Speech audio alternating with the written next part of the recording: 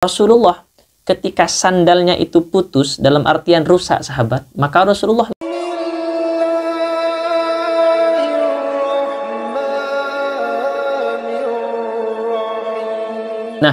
di komentar yang ketiga ini sahabat, saya akan membacakan testimoni dari Ibu atau Mbak Karisma Risma.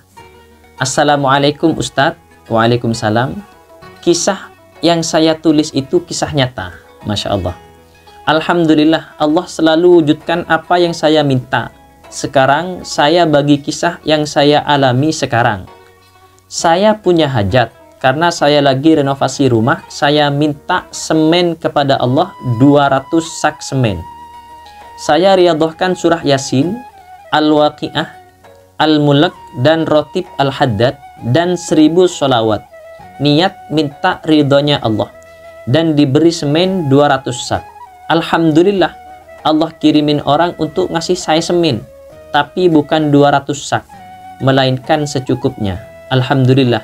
Nikmat yang mana yang kita dustakan. Masya Allah sahabat, begitu dekatnya hubungan saudara kita ini dengan Tuhannya, dengan Allah Subhanahu wa Ta'ala. Bahkan setiap kejadian apapun, karena ini sudah testimoni beliau yang kesekian kali sahabat. Beliau ini sering memberikan testimoni di channel saya, dan saya percaya bahwasanya hubungan beliau dengan Allah Subhanahu wa Ta'ala itu sangat dekat. Bahkan dalam urusan semen, dalam urusan apapun, mungkin beliau selalu melaporkan kepada Allah sehingga semuanya dimudahkan. Kalau ada yang misalkan kemudian bertanya, kok minta dunia tok ke Allah misalkan. Kalau kita tidak meminta ke Allah, kemudian mau minta ke siapa sahabat? Jangankan semen yang 200 sak begitu banyak itu sahabat.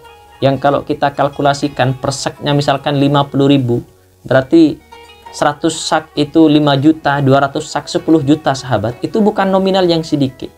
Jangankan yang nominal 10 juta, bahkan yang 100.000 pun, kalau Allah tidak berikan, tidak izinkan, maka tidak mungkin kita punya sahabat.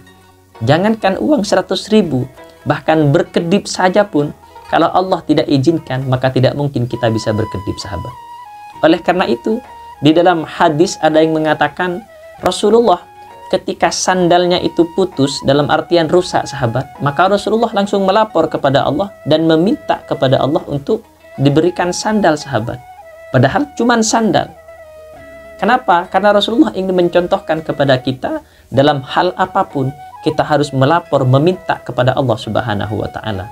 Harus ditanamkan keyakinan di dalam hati dan pikiran kita, kejadian sekecil apapun atau sebesar apapun tidak akan terjadi kalau itu tidak diizinkan oleh Allah Subhanahu wa Ta'ala.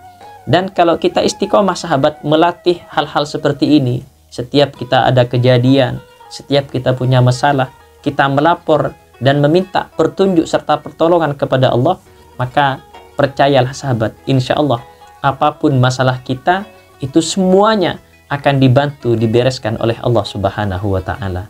Karena kembali lagi ke pembahasan kita di kajian-kajian sebelumnya, saat kita mengangkat tangan kita, kemudian mengangkat ketiak kita untuk memohon kepada Allah, maka tidak mungkin turunnya tangan ini dengan tangan yang kosong sahabat.